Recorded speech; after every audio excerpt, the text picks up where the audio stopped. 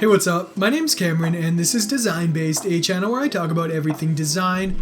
And today's video, we're going to be working on making our own assets and textures in Photoshop. But the catch here is that these are completely homemade by us in Photoshop. So if you were to install Photoshop brand new today without installing anything, downloading any photos or brushes, you could do all of this. And that's great for a few reasons. Firstly, it's entirely yours, so you don't need to worry about it being identical to someone else's or having too low a resolution or trying to find the right stocks, because here you're going to be making them for yourself, so you'll make them the perfect dimensions, color, and feel for what you're doing already. Otherwise, it's just an awesome way to play around, have some creative fun in Photoshop, and you'll often surprise yourself just with how cool some things are. Some of the most used techniques I have are ones that I just experimented with and found on my own. So what we're looking at on the screen right now is 3 backgrounds I made, and I recently released a cyberpunk icon pack, and I needed some backgrounds, but I didn't want to do anything too obvious, so I just wanted some cool abstract texture, and I wanted to do this entirely on my own in Photoshop. So all these things are made using similar techniques to the tutorial, and again, completely made in Photoshop with no extra assets or anything. So without further ado, I'm just going to show you about 5 different cool things you can do, and this isn't meant to act as a tutorial, so I'm not going to very specifically show you how to do each thing, because the whole point of this is just to realize how much creative freedom you have in Photoshop and how awesome you can make abstract and textured items just using what's already built in. So we're going to try to replicate something kind of similar, and we're going to start out just filling the background with black. You'll see that I do have my key presses on the screen, but the plugin I found doesn't work the greatest, so hopefully you can follow along, but otherwise please do recommend any similar overlays if you know of them, and I would love to start using them in the next video. So we're just going to make a new layer here, and I'm actually just going to go to the brush and choose a fairly standard one, mid-hardness, mid-size, change my color to white, and I'm just going to start clicking around, kind of just making some stars of a sort, and this is really just going to be my starting point for a few of these textures, and believe it or not, this is exactly how all 3 of these started. So then once you're kind of happy enough with it, you can just duplicate it and hide it. You don't need to do it, but that is the way that I save copies, just so it's non-destructive, and if I mess up this top one, I still have a back. So the first thing I'm going to do here is go into Filter, Blur, and I'm going to use Motion Blur, and you'll see that with enough distance, these lines are going to become really long, and I like how that's looking. Obviously it's quite light, so we can solve that by just duplicating it a few times using Ctrl J. I'm going to select them all and merge these top ones using Command or Ctrl E. Duplicate it a bit more, just so I have it all together. And then maybe duplicate one more, and I'm going to just blur it with some Gaussian blur, just so it's a little more wider and textured, and you'll see here that even this is a pretty cool starting point for a texture. But I'm just going to merge it all together and save a copy here.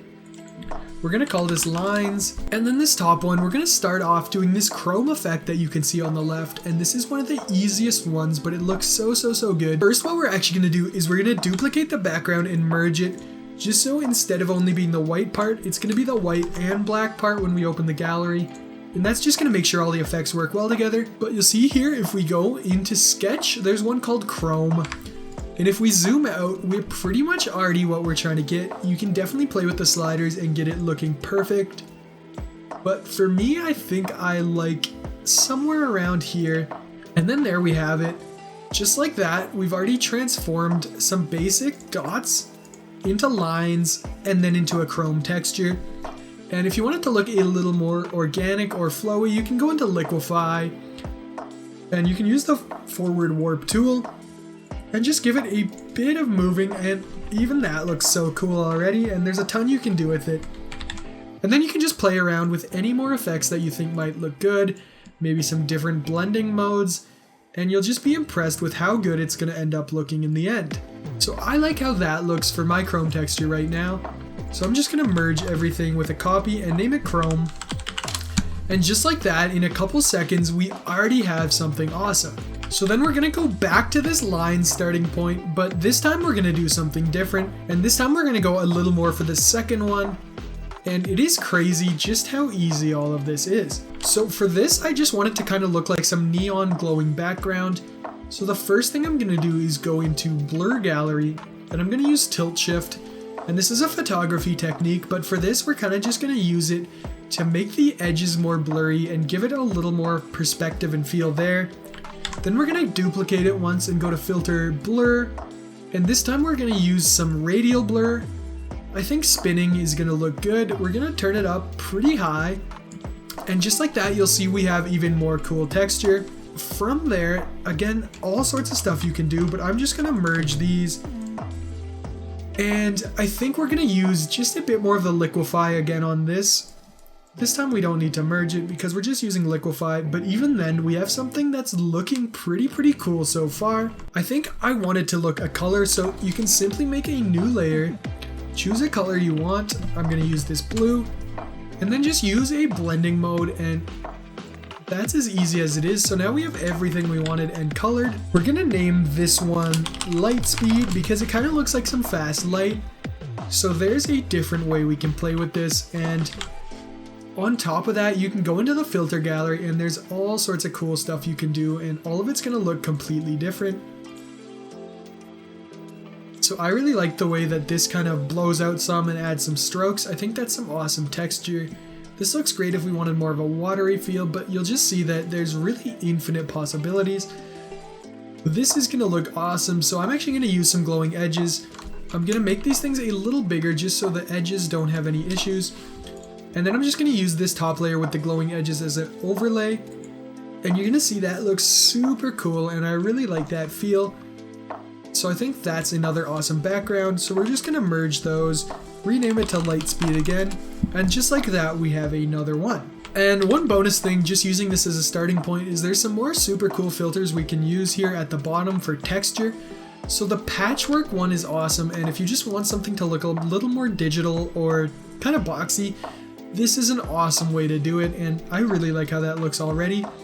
Another fun thing I like to use is the texturizer, and there's some good ones here for adding texture. Like Canvas is really solid for a lot of stuff, but for this we're going to use Brick, and you're going to see that depending how you're using this, you can really easily make it look like it's graffitied onto a wall or anything like that. As well as with this, I blended some brick and a bit of fined edges, and it looks almost scaly or leveled, which is super cool there.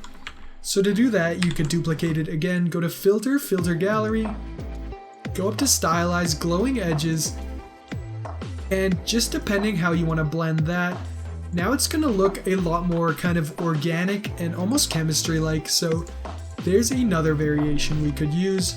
So now just like that, we have a couple different variations of this light speed effect. And I really like how this bottom one here is looking, so I'm going to try to use a similar style for something soon, and I have a couple projects in mind.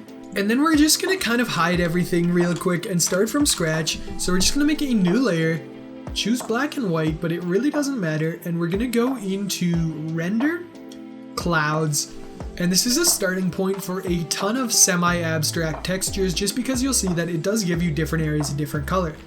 So I'm going to go into filter blur, and I'm just going to give it some Gaussian blur just so it has a little less specific areas and it's more of just a general blend. And from here there's a ton of awesome stuff you can do, but I'll show you how to do one of the most common things you've probably seen in esports lately, which is kind of like a topographic map feel. So to do that, all we need to go is image, and we're going to go into adjustments and posterize. And here you can choose how many colors there are, and this is really going to determine how many edges there are. So for this effect, I'm going to do about 12, but this is entirely dependent on your composition and size. And then from there, you can do a lot of stuff. This looks cool as is, but you can also go into the filter gallery, choose glowing edges, or there's a few more that'll get a similar effect with different styles. So something like photocopy can be really cool too, or stamp. But we're going to go into stylize glowing edges, and you'll see here that we've just done that so quickly and just made a really cool effect that is going to work pretty good for an abstract background for anything you do, and there's a lot you can do with it. Similarly, if we wanted, we could put some different blending effects with this and kind of merge it with the layers underneath, but the possibilities are endless. This is just one super cool way to get some abstract organic blobs, and you've probably seen it around a lot, so I thought I'd show you that and just make sure you know how to do it. So now you'll see that all we did was start out with a black canvas, We made some dots, we blurred those into some lines, and then from there we had a lot of fun. So for one, we turned it into this light speed effect, and we have a couple different variations of that, and both are super cool and there's a ton you could do with them. Again, I love how this red one is looking. We also simply used one effect and turned it into chrome and gave it a bit of liquefying just so it looks a little more organic and cool, but that's another awesome background to use. And then we started from scratch with a cloud render and made a topographic map of sorts. And again, there are a few different things we can do with it, but it's just such a cool starting point. And again, I think it's an awesome background or asset you can use for a lot. But just by using what's built into Photoshop and exploring around the filter gallery a little, we found so many cool things you can do, and oftentimes the more you layer, the more cool stuff you'll find. So this looks really sweet, and this kind of reminds me of those textured metal floors or something like that, so you could use it for whatever you wanted. But just clicking through and exploring, you'll be surprised with how many new things you can pick up, and you can really start with nothing in mind and find some super awesome techniques. So I highly recommend sitting back, playing around with Photoshop sometimes, and just designing some abstract assets, because you'll never know what you'll come across, and it is always fun to do art, and it does feel good to make something completely from scratch, but also it's just going to help you have full control over it, so you're not worried about finding the perfect things and hoping others didn't cut corners in their process. So here we have it. These are some awesome ways you can make your own abstract assets and textures in Photoshop without having to download anything else or ever tab out. Obviously, I used lines as a starting point, but you could really use anything, especially if you had specific images or a base in mind. There's just infinite possibilities, so I'd love to see the different ways you layer stuff and how you can make abstract. If you like this video, please drop a like and subscribe to the channel. It will help me out a ton. Let me know if you want to see some more videos just playing around in Photoshop, showing off some of my workflow and techniques, because I know that's one of my favorite things, just to watch how other designers work and pick up on some cool stuff that I might have had no clue about. If you do enjoy these wallpapers, you can look at the Cyberpunk Icon Pack link in the description. It's on for $4 right now if you use the code LAUNCH, and you'll get these awesome backgrounds along with over 80 icons in a cyberpunk theme that you can start using today on something like your phone. Otherwise, I hope you're having a great day and go design something awesome.